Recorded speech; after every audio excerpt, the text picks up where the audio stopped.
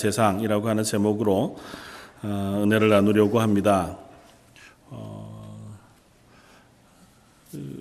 배우들 가운데 보면 참 영화나 드라마에서 나올 때 굉장히 멋진 모습으로 나오는 사람들이 있습니다. 그래서 생각하기에 이제 보통 이제 어린 아이들이 배우들을 좋아하거나 연예인들을 좋아하는 이유는 아마 저 사람이 실제도 저러하겠다고 하는 아마 그런 생각들이 없지는 않겠죠. 근데 만나보면 아니면 실제 삶을 이렇게 뉴스를 통해서 듣게 되면 전혀 그렇지 않은 모습들을 보고 실망하게 되기도 하는 것을 봅니다. 2013년도에 미국에 있는 주미 수단 대사관 앞에서 소동이 좀 있었습니다. 수단에서 민간인 학살이라고 하는 이제 인권 문제들이 일어났었고 그것이 별로 세계 공론화가 되지 않아서 너무 많은 사람들이 정부에 의해서 죽게 되어지는 일들이 일어났습니다. 근데 그것들이 이제 좀 공론화하고 관심을 가져주기를 바라는 마음에서 시위가 그 수단 대사관 앞에서 있었는데요. 거기에 한 사람이 유명한 사람이 참여했는데 그 사람이 조지 클루니라고 하는 배우였습니다. 배우가 참여해서 굳이 이 폴리스 라인을 넘지 않아도 미국은 보통 여기서는 이제 폴리스 라인을 해두고 밖에서 시위하면 경찰들이 보호해 주잖아요. 무조건 시위를 막지는 않잖아요. 근데 이걸 건너가면 이제 체포하게끔 더 안으로 들어가면 안 되는데 그래서 일부러 그 안으로 들어갑니다. 그리고 체포가 돼요. 그러면서 하는 이야기가 뭐냐면 내가 체포되는 것으로 인해서 이 사건이 많은 사람들에게 알려졌으면 좋겠다. 그렇게 이제 이야기를 합니다. 전혀 그 사람이 어떤 사람인지 다 알지 못하지만 자주 그런 인권 문제에 대해서 관심을 갖고 그렇게 관심을 갖게 되어진 계기가 아버지 때문이라고 전해집니다. 아버지가 기자였는데요. 기자로서 인권 문제들을 이렇게 취재하려고 하면 많은 곳에서 거절을 당했대요. 거절당하고 그거 알려지지 않기를 바라니까요. 그러면서 아버지가 이 아들 아주 어린 조지 클루니라고 하는 아들에게 그런 얘기를 했답니다. 만약에 그때 이제 엘리자베스 테일러가 유명한 배우니까 엘리자베스 테일러가 거기에 있었으면 이 이야기가 잘 알려졌을 텐데 참 그런 이야기들이 알려지지 못하는 것에 대해서 안타깝다. 그러니까 그 어린 조지 클루니가 그런 얘기를 했대. 아빠는 계속 기사를 쓰세요. 제가 엘리자베스 테일러가 될게요. 이런 얘기를 했다고. 사실인지 아닌지 모르지만 신문에 그렇게 나오더라고요. 결국 자기 유명인이 된 것을 통해서 자기 유명한 것을 그 인권 문제에 이렇게 잘 사용하는 사람처럼 그렇게 읽힙니다. 아주 지혜로운 방법이었던 것 같아요. 저 여러분들 그리스도인입니다. 그리고 우리들은 그리스도인으로 이 땅을 살아갑니다. 하나님께서 우리들을 부르셔서 구원해 주셨고 구원받은 사람으로 신앙 생활을 해가고요. 구원받은 하나님의 백성으로 이 땅에서 하나님의 영광을 위해서 또 하나님의 영광을 드러내면서 살아갑니다. 그런데 이 모든 말들 속에 전제가 하나 있습니다. 전제라기보다 제일 중요한 부분인데 그건 뭐냐 하면 이 모든 문장의 주요한 단어는 산다는 것입니다. 그리스도인으로 사는 거고 신앙생활을 하는 거고 하나님의 영광을 위해서 살아가는 삶을 살아가야 한다는 거죠. 그러니까 우리 신앙생활을 한다고 할 때에 자주 우리는 그리스도인으로서의 예배 혹은 교회 공동체 안에서의 삶과 이 땅 가운데에서 살아가는 세상의 삶 자체가 분리되어질 때가 많이 있는 것을 경험합니다. 저희 아버님이 저를 어릴 때부터 많이 축복해 주시면서 하신 말씀이 있는데요. 너는 커서 사회생활 하겠니? 이렇게 늘 말씀하셨어요. 이렇게 고지식 해가지고 애가 그래가지고 사회생활이나 제대로 하겠니 그러셨는데 얼마나 큰 축복이었는지요. 제가 사회생활을 안 하고 교회생활을 평생 하고 있습니다. 아들들을 축복 잘 하세요. 그래서 딸들도 마찬가지고. 근데 교회 생활과 사회 생활이 구분될까요? 그리스도인으로 산다는 것은 교회 안에서만 살고 그 안에서는 그리스도인이었다가 그렇지 않은 데서는 그냥 세상 사람들, 사회 생활을 하는 삶으로 분리되어질까요? 교회가 처음 생겼을 때부터 그런 도전들이 계속 있어 왔습니다.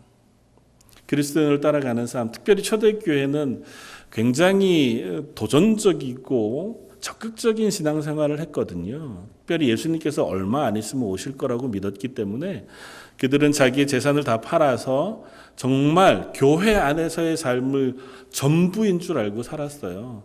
그래서 때로는 그들의 생활 전부를 교회 안에서 하고 자기의 재산 전부를 바쳐서 복음을 전하는 데 쓰기도 하고, 그러다가 얼마지 않아서 이 시간이 더뎌지고 또 길어지는 것을 통해서 이제 그 안에서 정리들이 일어났는데, 그때 교회에 일어난 첫 번째 도전이 뭐였냐 하면 영과 속을 분리하는 것이었습니다. 그래서 영적인 삶과 이 세상에서의 삶은 다르다는 거죠. 지금 우리도 계속 그런 어떤 도전 속에 있는지 모릅니다. 우리들 마음속에도 계속해서 그런 생각들이 있는 건지도 모르죠. 그러니까 신앙생활 혹은 교회 생활과 그 외에 뭐 가정 혹은 뭐 직장 혹은 사회 생활 사이에는 알게 모르게 이렇게 담들이 있는, 물론 그 안에서도 그리스도인으로 살기는 살지만 그러나 영적인 삶이라고 하는 것은 이 안에 소용되어지는 것이고 세상을 살아가는 것은 지혜가 필요한 것인지도 모르겠다. 유진 피터슨이라고 하는 목사님이 영성신학이라고 하는 이름으로 교수로 이제 가르치시기도 하고 책들도 많이 쓰셨어요. 그래서 영성신학이라고 하는 것으로 집대성에 놓은 책들의 첫 권에서 저는 되게 동의하게 되는 말을 그 안에 쓰는데요. 영성이란 우리가 알지 못하는 신비한 무엇, 실생활과 좀 동떨어진 어떤 영적인 무엇을 가지는 것이 영성이 아니다. 영성을 다른 말로 표현하면 그리스도인으로 사는 삶이라고 이야기할 수 있다. 그러니까 영적으로 사는, 하나님 앞에서 그리스도인으로 사는 영적인 삶을 살아간다, 혹은 영적으로 성령으로 충만한 삶을 살아간다고 하는 것이 결코 이 땅에서 발을 디디고 사는 우리의 현실의 삶과 분리될 수 없다. 오늘 함께 나누기를 원하는 것은 하나님이 이 창조 가운데에 은혜 베푸시고 역사하신 그 창조의 충만한 시간과 공간, 그 속에 오늘 저와 여러분들이 함께 살아가고 있다고 하는 사실을 고백했으면 좋겠고, 또 그 공간 안에서 하나님을 기억하고 하나님께 영광을 돌리고 하나님과 동행하면서 살아가는 저와 여러분들의 삶을 다짐할 수 있었으면 좋겠습니다. 분명한 것은 오늘 지금 이 순간뿐만 아니라 우리의 삶의 모든 시간, 현실의 모든 공간, 그것이 하나님의 영광 안에 서 있는 삶인 줄 믿습니다. 하나님의 영광, 우리가 그렇게 얘기하면 인간의 제일 되는 목적이 뭡니까? 웨스트민스터 신앙고백 소요리 문답 1번 문제죠. 세례 문답을 하신 분은 누구나 한번 들어보셨을 만한, 인간의 제일 되는 목적은 무엇입니까? 하나님의 단순하게는 영광을 위해서, 영원히 하나님을 즐거워하고 기뻐하는 삶, 그것이 하나님이 우리를 만드신 첫 번째 목적이라는 거예요. 그러니까 인생이 살아가는 첫 번째 목적은 하나님의 영광인데 그게 모호해요. 어떤 게 하나님의 영광을 위해서 사는 거고, 본질적으로 얘기하면 영광을 위해서만 사는 게 아니고 영광으로 살아가는 것이기도 해요. 우리 삶 자체가 하나님의 영광이 되는 삶, 하나님의 영광을 누리는 삶이기도 하고 영광을 올려드리는 삶이기도 하고 내 자체가 영광이 되는 삶이기도 하는 목적은 분명한데 문제는 그것이 뭔지를 잘 모르겠다는 거죠. 이게 다 연결이 되어져 있는데요. 하나님께서 그래서 우리들에게 예시로 보여주신 삶이 있습니다. 아니, 계시해서 명확하게 보여주신 삶이 있어요. 바로 하나님의 영광이 육신을 입고 이 땅에 오셨던 분, 예수 그리스도를 통해서. 예수님은 하나님이시잖아요. 하나님의 영광인 본체 그분이세요, 예수님은. 그런데 그 예수님께서 여자의 몸 아래, 율법 아래 육신을 입고 이 땅에 오셔서 삶을 사셨습니다. 그러나 그 삶 속에서 하나님의 영광을 놓치지 않았고 또 하나님의 성령의 충만함을 놓치지 않고 살아가셨습니다. 이 땅 가운데 사시는 예수님은 성령의 충만한 삶이셨고 하나님과 교제하는 삶이었고 하나님의 영광을 위한 삶이었어요. 그렇다면 그렇게 부르신 우리들의 삶은 그 예수님의 삶을 본받아 살아가는, 그 뒤따라 살아가는 삶으로 부르셨다. 우리가 그렇게 믿습니다.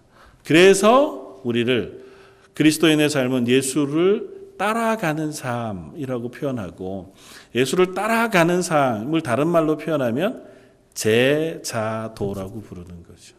그러니까 예수님의 제자로 살아가는 제자도는 다른 것이 아니고 예수님이 사는 그 방식과 삶의 모양, 그 목적을 따라서 사는 사람들을 의미합니다. 그래서 오늘 저와 여러분들의 삶이 예수님의 본을 따라서 이 땅 가운데서 오늘 하루 매일매일을 살아갈 수 있는 하나님의 사람들이었으면 좋겠다. 그리고 특별히 그 가운데서 오늘 창세기 2장의 본문을 함께 나누면서 고백하기를 원하는 것은 하나님의 창조하신 그 아름다운 곳 에덴 동산에서의 삶, 그것이 오늘 저와 여러분들에게도 동일하게 부어지고 있다는 사실을 우리가 확인했으면 좋겠다는 것입니다. 창세기 1장 2장을 읽으면 옛날 이야기로 읽을 때도 많고, 특별히 요즘 신학자들 중에서 혹은 이제 교회에서 말씀을 생각하는 분들 가운데는 어떤 분들, 많은 분들은 창세기 1장, 2장, 3장의 이야기가 꼭 실제한 이야기일 필요가 있을까?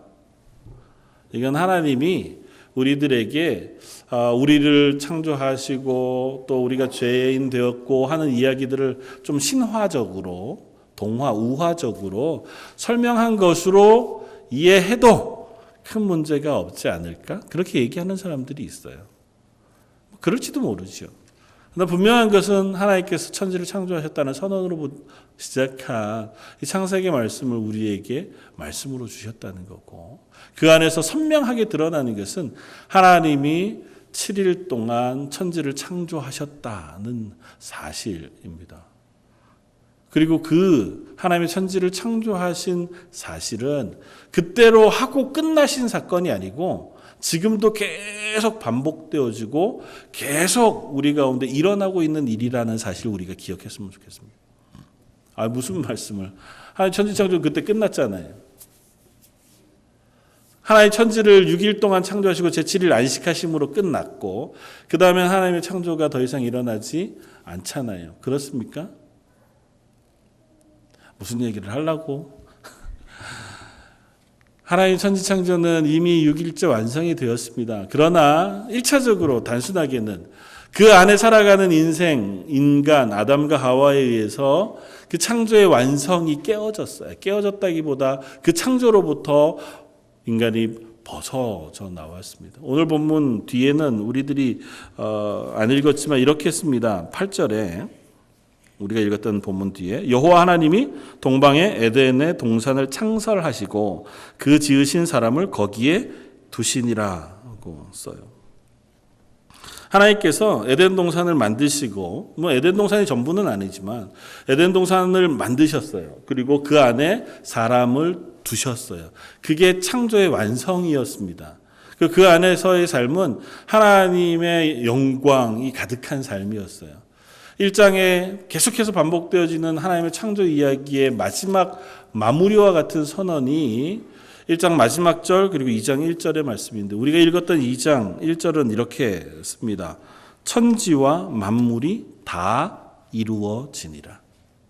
6일 동안 하나님께서 창조하신 이야기들을 일장했습니다. 그리고 그것은 어쩌면 마치 노래와 같이 반복되어지는 표현으로 써져요. 첫째 날 하나님께서 빛이 있으라 하시니 빛이 있었고, 하나님 말씀하신 대로 되니라고 하고, 저녁이 되고 아침이 되니 이는 첫째 날이니라. 하나님 보시기에 심히 좋았더라. 그 하는 표현이 첫째 날, 둘째 날, 셋째 날, 넷째 날, 다섯째 날, 여섯째 날 반복되어져요. 그리고 그것은 운율을 맞추어서 앞에 첫째, 둘째, 셋째 날 창조되어진 것과 넷째, 다섯, 여섯째 날 창조되어진 것이 이렇게 서로 딱 겹치게끔 창조가 돼요. 첫째 날 창조된 하늘, 빛이 있으라고 하는 그 창조에 합당하게 넷째 날은 빛이 되는 태양과 달, 별들을 하나님께서 창조하시고, 둘째 날과 다섯째 날, 또 셋째 날과 여섯째 날이 서로 조화가 이루도록 하나님 이 세상을 창조하셨습니다. 그리고 그 모든 것을 창조하시고 여섯째 날 창조를 마치셨을 때에 오늘 본문 앞쪽에 1장 31절 하나님이 지으신 그 모든 것을 보시니 보시기에 심히 좋았더라. 저녁이 되고 아침이 되니 이는 여섯째 날이니라 하고 하나님의 창조의 완성을 하셨습니다. 그러니까 하나님께서 창조하신 창조는 하나님의 보시기에 심히 좋은 상태였어요. 심히 좋다고 표현되어진 단어는 선하다, 하나님의 성품을 표현하는 단어와 똑같아요. 다시 말하면 하나님이 천지를 창조해 놓으셨을 때 세상은 하나님의 성품이 다 고스란히 드러나 있는 선하고 좋고 거룩한 상태, 영광 가운데의 모습으로 하나님 이 세상을 창조해 놓으셨습니다. 그리고 그곳에다가 사람을 두셨어요. 그리고 나서 하나님, 이제 내가 할 일 다 했다. 나는 이제 끝. 니들 잘 해봐. 그리고 떠나셨습니까? 그렇지 않고 하나님은 그 안에서 사람과 동행하셨어요. 인격적으로 교제하셨습니다. 아담과 말씀하셨고 여전히 아담과 또 하와의 삶 속에 개입하셨습니다. 그런데 그 하나님과 인격적인 관계라고 하는 은혜를 아담과 하와가 잃어버렸죠. 하나님의 말씀에 불순종함으로. 그래서 성경은 뭐라고 표현하냐면 하나님께서 아담과 하와를 에덴 동산에서 쫓으시니라고 표현해요. 하나님의 창조, 그 완성, 거룩함에서 범죄한 인간을 내어 쫓으십니다. 그러나 우리가 아는 것처럼 하나님 쫓으신 것으로도 끝내지 않으시고 그들을 다시 회복하기를 원하세요. 그리고 그 회복은 궁극적으로는 첫 하나님의 창조의 완성 때처럼 계시록 마지막에 그것을 다시 회복하시는 자리로 우리를 옮겨 놓기를 원하세요. 그래서 저와 여러분들이 하나님의 구원으로 회복되어진 사람들이라고 표현하는 것입니다. 성경은 그 이야기를 그림과 같이 우리에게 그려줘요. 오늘 우리가 본문에서 보는 것처럼 하나님께서 아담을 지으시는 이야기들을 우리가 읽습니다. 그리고 아담을 지으실 때 하나님께서 그 코에 생기를 불어넣으셨다고 표현해요. 본문 7절 여호와 하나님이 땅의 흙으로 사람을 지으시고 생기를 그 코에 불어넣으시니 사람이 생명이 된지라. 살아있는 생명, 영이 되었습니다. 그리고 그 살아있는 생명이 되었기 때문에 그가 하나님과 교제하는 인격적인 교제를 갖는 존재가 됐어요. 그런데 죄를 범함으로 그 하나님과 교제가 끊어졌잖아요. 끊어진 교제를 다시 회복하시기 위하여 하나님께서 예수님을 이 땅에 보내십니다. 그래서 우리가 예수님의 가르침 속에 보면 이 이야기들에 대한 힌트들을 많이 읽을 수 있어요. 요한복음 3장에 가면 예수님을 찾아온 니고데모의 이야기를 우리가 읽습니다. 요한복음 4장에 가면 사마리아 여인과 만나 대화하시는 예수님의 이야기를 읽는데요. 그 이야기 가운데 공통적으로 드러나는 표현이 있습니다. 그게 뭐냐면 성령이에요. 영에 대한 이야기입니다. 니고데모가 어떻게 하면 하나님의 나라에 들어갈 수 있습니까? 이렇게 물어요. 니고데모는 성경을 잘 아는 사람이었고 또 지식이 많은 사람이었는데 예수님을 찾아와서 묻습니다. 어떻게 하면 하나님 나라에 들어갈 수 있을까요? 그러니까 하나님의 백성으로 살 수 있을까요? 혹은 하나님께서 하나님의 영광 가운데 다스리시는 그 안에 삶을 살 수 있을까요? 예수님 뭐라고 말씀하십니까? 사람이 물과 성령으로 거듭나지 아니하면 하나님의 나라를 볼 수 없느니라. 사람이 성령으로 거듭나면 그러면 하나님 나라의 백성이 되어져요. 4장에는 니고데모와 전혀 반대쪽에 있는 한 여인의 모습이 나옵니다. 남자 여자와만 다른 게 아니고 사회적 지위도 다르고 사람들을 대하는 태도도 다르고 또 그 안에서 하나님 말씀을 아는 지식의 수준도 달라요. 이스라엘 백성 그리고 랍비였던 사람, 지도자였던 사람과 전혀 다른 한 여인의 이야기를 합니다. 그러면서 그 여인에게도 예수님은 동일한 얘기를 해요. 하나님은 영이시니 하나님을 예배하는 자가 영과 진리로 예배할지니라. 또 그때가 바로 지금이다. 이 여인에게도 동일하게 영으로 예배하는 이야기를 합니다. 영으로 예배한다는 이야기는 다시 말하면 하나님 안에서 하나님과의 관계를 회복한다는 얘기예요. 예배는 하나님과의 교제잖아요. 그러니까 교제하는 그것이 완성되어지고 회복되어진다는 것은 하나님과 처음 하나님 만드셨던 인간과의 교제를 회복하는 이야기인데 그 뒤 이야기에 반복되어져 나타나는 것이 영으로예요. 하나님 창조 가운데 있었던 그 영적인 삶이 끊어짐으로 더 이상 하나님과 교제하고 하나님과 동행하는 삶을 누릴 수 없었던 인간에게 다시 성령을 부으셔서 하나님과 교제할 수 있는 존재를 만들어 주신다는 것입니다. 부활하신 예수님께서 제자들을 찾아오셨을 때 그 표현을 우리 잊지 못합니다. 숨을 내쉬시며 가라사대 너희가 성령을 받으라. 이 표현이 오늘 창세기 2장에 나오는 표현과 똑같습니다. 하나님이 흙으로 만드신 인간 코에 생기를 불어넣으세요. 숨을 불어넣으시고 그로 하여금 생령, 살아있는 영이 되게 하셨습니다. 그런데 그 영이 죽었어요. 하나님과 교제가 끊어졌어요. 그런 저희들에게 숨을 다시 불어넣으시면서 말씀하세요. 성령을 받으라. 성령이 우리 가운데 임하시면, 우리 가운데 오시면 우리는 생영이 됩니다. 그것이 회복으로 표현하는 것이고 구속, 구원으로 표현되어지는 거예요. 여기 있는 저와 여러분들은 그 성령을 받아 하나님 앞에 구원받은 그리스도인들인 줄 믿습니다. 여기 어느 누구도 좀 부침이 있고 다르겠지만 그러나 어느 누구도 구원받지 못한 하나님의 성령의 거듭남이 없는 분들은 없는 줄 믿습니다. 그렇다면 우리는 이미 새롭게 생명을 얻은 사람들이고 새롭게 생명을 얻었다는 이야기는 이 땅 가운데 하나님의 나라를 사는 사람들이고 하나님과 인격적인 교제 가운데 거하는 사람들인 줄 믿습니다. 그런 의미에서 하나님의 창조는 오늘 저와 여러분들의 일상 속에서도 계속해서 반복되어지는 줄 믿습니다. 하나님께서 창조해 놓으신 그 창조의 공간에 아담과 하와를 넣으셨습니다. 그 공간은 하나님의 통치가 가득한 공간이고 하나님의 영광이 가득한 공간이고 하나님의 두 시선이 있는 공간이었어요. 그 공간은 지금 저와 여러분들이 사는 오늘의 공간에도 동일하게 적용이 되었습니다. 우리가 성령으로 통하여 하나님과 교제하는 이 순간 우리들이 사는 공간은 예배 시간만이 아니라 이 예배당만이 아니라 우리가 잠자고 먹는 집 혹은 걷는 거리, 우리가 생활하고 돈을 버는 사업처, 혹은 우리가 여행하며 보는 모든 공간 그 모두가 다 하나님의 두 눈이 있고 하나님이 임재해 계시고 충만해 계신 하나님의 창조의 공간인 줄 믿습니다. 그리고 그것은 그냥 단순하게도 우리가 그냥 이해할 수 있어요.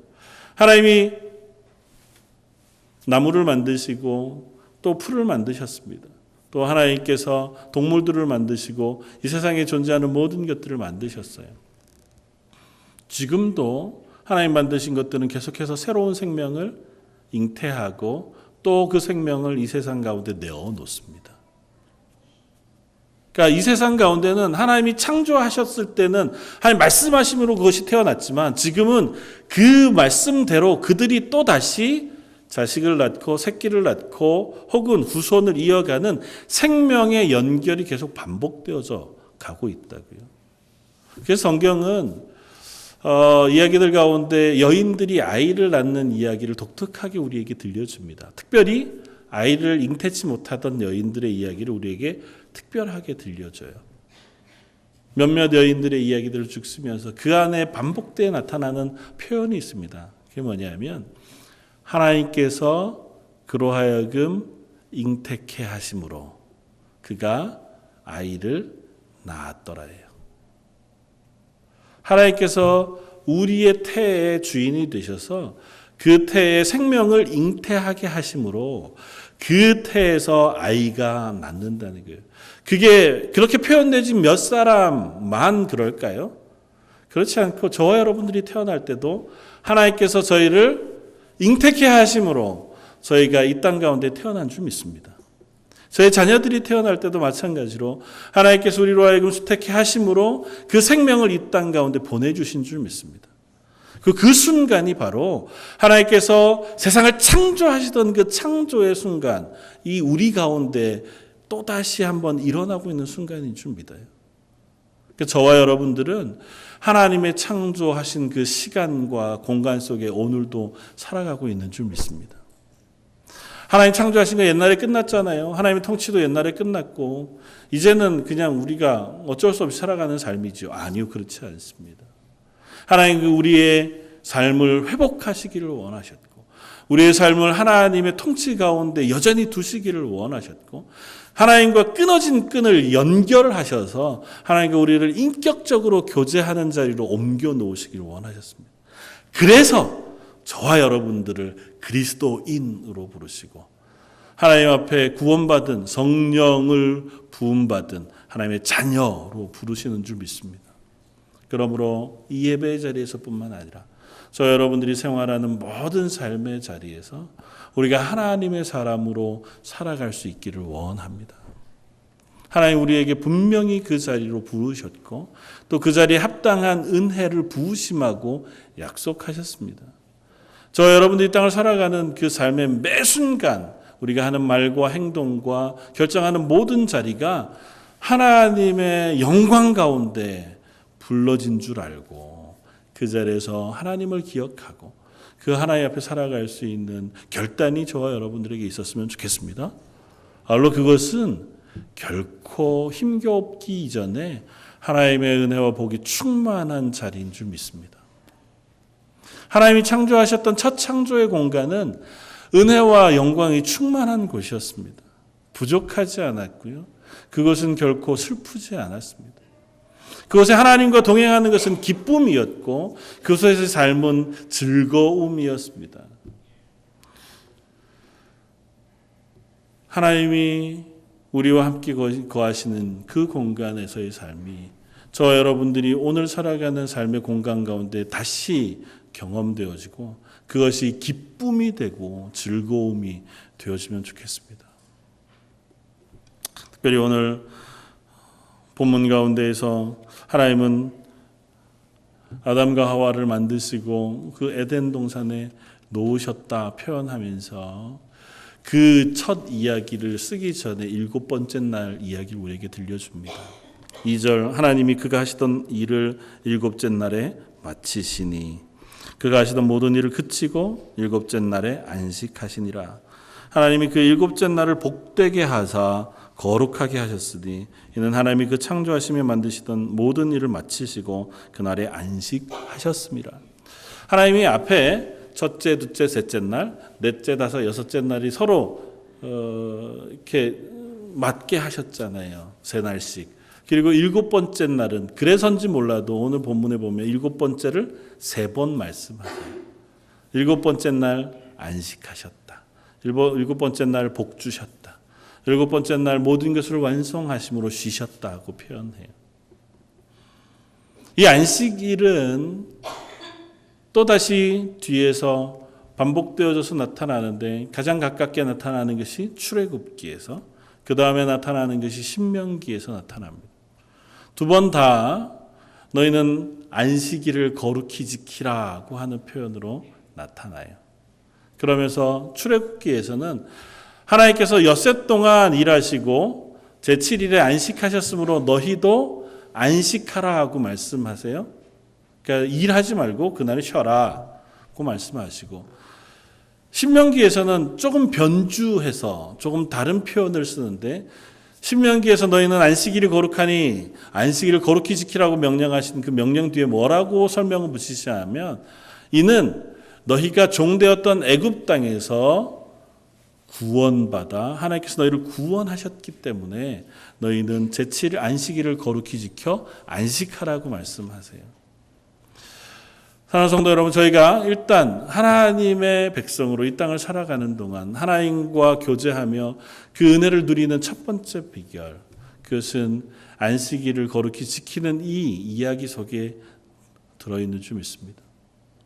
하나님 완성하신 세상, 그리고 하나님께서 거룩하게 하시고 그 가운데 두신 아담과 하와가 처음 한 일이 뭐였냐면 하나님 앞에 안식하는 거였어요. 하나님 만드신 자연을 기뻐하는 거였고 하나님을 기억하는 것이었습니다. 그래서 출애굽기 신명기에서 안식일을 거룩히 지키라고 하신 하나님은 그날 하나님의 구원을 기억할 것을 명령하셨어요. 하나님 앞에 예배할 것을 명하셨습니다. 그리고 그것은 신약에서 예수님의 가르침을 통해 또 예수님의 부활 승천하시는 그 이후에 부활하신 안식 후 첫날 성도들 교회가 모여 예배하는 과정을 통해 다시 고백되어지고 확인되었습니다. 저와 여러분들이 이 땅 가운데 하나님의 사람으로 하나님의 은혜를 누리고 또 그 가운데 살아가는 첫 번째 비결은 하나님을 예배하는 삶인 줄 믿습니다. 예배의 자리, 그것을 귀하게 여기고 그 예배의 자리에서 하나님을 매번 경험하고 하나님의 은혜를 누리는 저와 여러분들이기를 주님의 이름으로 축원을 드립니다. 다른 시간도 물론 중요하죠. 그러나 예배의 자리에 우리가 있을 때에 하나님 우리를 예배하는 그 가운데 은혜 베푸시는 분이신 줄 믿습니다. 장로님 기도하셨던 것처럼 우리가 예배의 자리에 있을 때 성령님께서 우리를 다시 새롭게 하셔서 하나님의 성령의 새로운 마음으로 하나님의 은혜 가운데 놓으시는 줄 믿습니다. 우리가 이 땅 가운데 아무리 하나님의 창조 가운데 구원 가운데 살아간다고 해도 우리가 완성되어진 그 구원 속에서 늘 기쁘고 즐겁게만 못 살아요. 그건 이미 우리의 조상들도 그랬습니다. 첫 창조의 사람이었던 아담과 하와가 거하던 에덴 동산은 하나님의 영광이 충만했잖아요. 그리고 그 안에서는 하나님 부으시는 복과 은혜가 가득했습니다. 하나님께 교제하는 것이 가득했습니다. 그러면 그곳에서의 삶이 늘 하나님을 예배하고 하나님을 기뻐하고 즐거워하는 것으로만 계속되었느냐? 그렇지 않고 3장에 가면 바로 어떻게 해요? 그곳에서도 실패했다고요. 그곳에서도 실패하는 일들이 있었습니다. 우리가 하나님의 자녀가 되었지만 그리고 하나님의 백성이 되었지만 우리가 이 땅 가운데 살아가는 삶 속에 여전히 우리는 실패할 가능성을 가지고 살아가요. 여전히 하나님을 거절하고 하나님과의 관계 속에서 그 관계의 기쁨을 놓쳐버리고 살아갈 가능성이 있는 존재들입니다.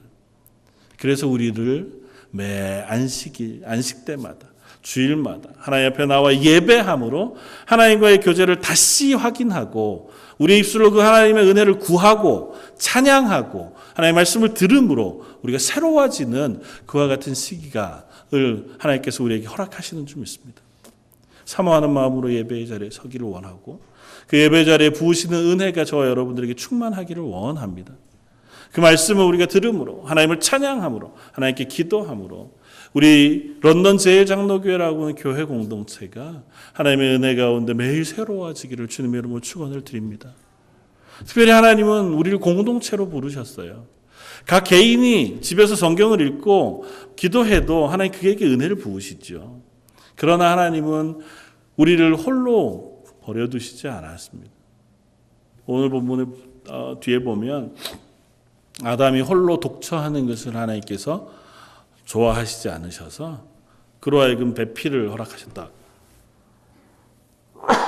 죄송합니다. 배필을 허락하셨다고 씁니다. 그를 깊은 잠에 두시고 그의 갈빗대를 거대어 그로 하여금 돕는 배필을 얻게 하셔서 둘이 연합하여 하나가 되게 하셨다고 표현해요. 함께 연합하여 하나님 안에서의 하나됨, 그리고 하나님의 은혜를 누리는 삶을 살아가게 하셨고, 이 이야기는 신약에 하나님께서 구원을 이 땅 가운데 부으시는 장면 가운데에도 동일하게 드러납니다.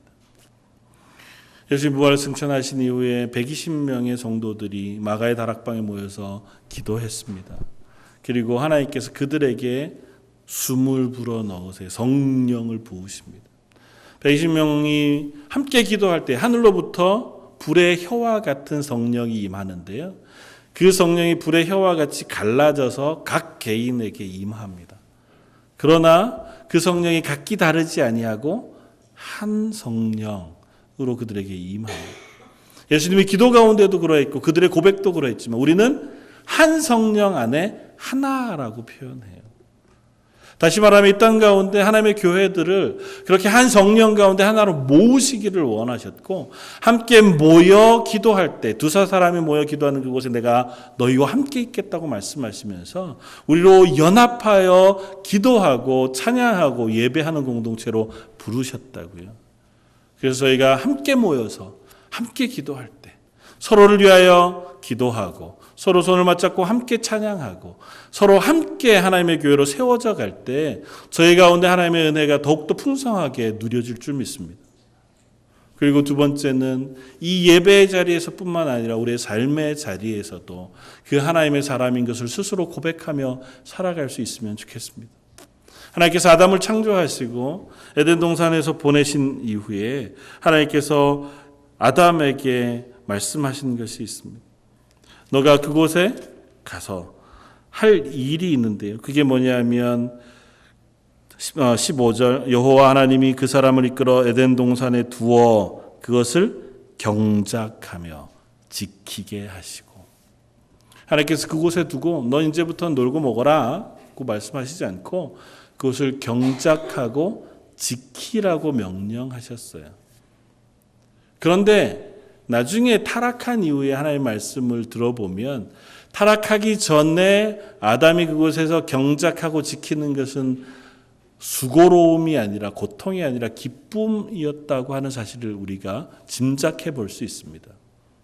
하나님 구원하셔서 우리를 다시 회복하셨으니까 우리가 이 땅에 살아가는 삶은 여전히 수고로움도 없지 않고 고통도 없지 않겠지만 회복하신 우리들의 삶은 삶의 일터에서 살아가는 삶도 기쁨과 은혜 가운데 삶으로 부르신 줄 믿습니다. 참 아직 경험이 안 돼서 일하는 건 여전히 쉽지 않고 세상을 살아가는 건 여전히 고통이어서, 그러나 소망 가운데 우리가 그것들을 붙잡고 하나님 앞에서 기쁨으로 살아갈 수 있기를 바랍니다. 우리의 삶의 터전이 하나님 복 주시는 자리인 줄 알고 우리가 생활하는 그 순간 모든 공간이 하나님의 은혜가 충만한 자리인 줄 알고 그렇게 믿음으로 살아갈 수 있는 저와 여러분들이었으면 좋겠습니다. 하나님이 여기 함께 계시지. 하나님 나와 함께 계시구나. 어려운 일을 맡아도 하나님이 나와 함께 계시다면 그것 때문에 내가 힘이 되고 용기가 되고 위로가 될 줄 믿습니다. 그 하나님이 계시다면 내가 어디를 가든지 그것이 평안합니다 하고 고백할 수 있는 줄 믿어요. 다윗의 고백처럼 내가 죽음의 골짜기를 걸어간다 할지라도 하나님께서 나와 함께 하시니 나는 그것으로 평안합니다. 저 여러분들의 고백이 그와 같기를 원합니다. 특별히 이 가정에서 우리의 삶의 자리에서 우리가 끊임없이 하나님 앞에 살아가는 저 여러분들이었으면 좋겠습니다. 하나님을 기억하는 사람들이었으면 좋겠고 그 하나님의 영광 가운데 살아가는 사람들이었으면 좋겠습니다. 그것으로 살아갈 때 부족하거든 하나님께 기도함으로 하나님 저에게 하나님의 은혜를 부어주십시오 간구하는 저와 여러분들이길 원합니다. 필경은 하나님께서 허락하신 그 기쁨의 삶을 저희들에게 부어주실 줄 믿습니다. 혹자가 그런 이야기를 합니다. 아무리 해도 그 기쁨을 누릴 수 없고 그 하나님의 은혜를 누릴 수 없는데 어떻게 그렇게 살아가느냐. 유진 피터슨이라는 목사님인 어떤 또 다른 분의 글을 인용해서 한 이야기가 한번 나누었으면 좋겠다 생각이 되었습니다. 이야기는 무슨 것이었냐면 하나님의 사람으로 이 땅을 살아가는 삶이 변화가 없고 아무런 힘이 없다. 믿고 생각되어지고 그러는 이들에게 그렇지 않다. 하나님의 사람으로 변해가는 과정은 어쩌면 빙하가 쌓여가는 것과 비슷할지 모릅니다. 빙하가 쌓여가는 것은 매년 눈이 쌓이고 그게 녹지 않아 얼음이 되고 또 위에 눈이 쌓이면 이게 두꺼워져 가는 거잖아요. 그런데 아무리 쌓여도 그 빙하는 움직이지 않는다는 겁니다. 그냥 계속 쌓여져 가고 쌓여져 가는 게 희미해. 심지어는 그게 뭐 몇 센치가 쌓이든 몇 메타가 쌓이든 이렇게 얼음이 되는 과정은 별로 큰 변화가 없다는 거죠. 움직임도 없고. 그런데 어느 순간 그것이 쌓여져서 그 무게가 임계점이 넘어가면 그 빙하가 흘러내리기 시작한다는 거죠. 그리고 그렇게 움직이기 시작한 빙하는 막을 힘이 없을 만큼 강력한 힘으로 밀고 내려온다는 겁니다. 우리들의 삶도 어쩌면 그렇게 지금 하나님의 은혜가 쌓여져 가고 하나님의 사람으로 변해 가는 중인지 모릅니다.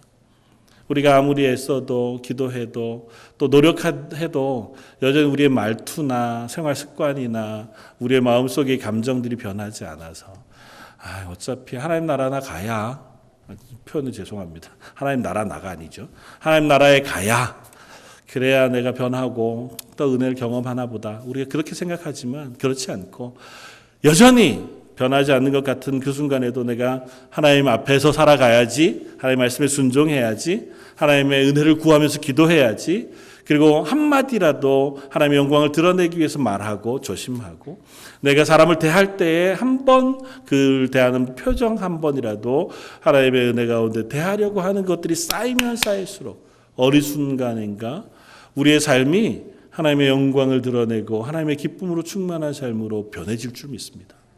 그것이 누려지는 순간부터는 그것을 막을 것이 없는 줄 믿어요. 어떤 시련이 와도 우리 성경에서 만나는 숱한 믿음의 사람들, 우리가 역사 속에서 만나는 숱한 신앙의 위인들의 고백을 우리가 듣잖아요. 어떻게 저렇게 할 수 있을까? 야, 저건 말도 안 돼. 저런 사람은 뭐 없어. 그 사람들도 늘 그랬을까요? 그게 쌓여가다가 어느 순간 하나님의 은혜가 누려지니까 그 다음부터는 그들을 막을 수가 없다. 히브리서 11장, 이 세상이 감당할 수 없는 믿음의 사람이 되어지는 줄 믿습니다. 오늘 하루 저 여러분들이 아직은 그것을 누리지 못한다 할지라도 하나님의 사람으로 하루를 시작하고 또 그렇게 소망함으로 이 세상에 감당할 수 없는 믿음의 사람들, 하나님의 은혜에 충만한 것을 누리는 저 여러분들 되시기를 주님의 이름으로 축원을 드립니다. 다시 한번 기도하겠습니다. 오늘 하루 현실의 삶, 하나님을 예배할 때의 기쁨과 또 하나님을 찬양할 때의 즐거움이 저희들 매일의 삶의 터전에서 때로는 나와 맞지 않는 이들을 만나고 고민되는 문제들을 대할 때마다 사라지고 미약해지는 것을 고백합니다. 하오나 그 자리도 그 순간도 하나님의 은혜 가운데 하나님의 능력 가운데 하나님과 동행하는 자리인 줄 믿습니다. 하나님 그 자리에서도 하나님의 은혜를 경험할 수 있는 저희들의 삶 되게 하여 주옵소서. 하나님 여전히 저희를 잡고 계신 손을 놓지 않으신 줄 믿습니다. 그 자리에서 그 하나님의 손을 붙잡고 그 하나님의 은혜와 능력과 하나님의 영광을 경험하고 누리고 나누며 살아가는 저희 런던 제일장로교회 모든 성도들 되게 하여 주옵소서. 오늘 말씀 예수님 이름으로 기도드립니다. 아멘. 찬송가 79장을 함께 찬양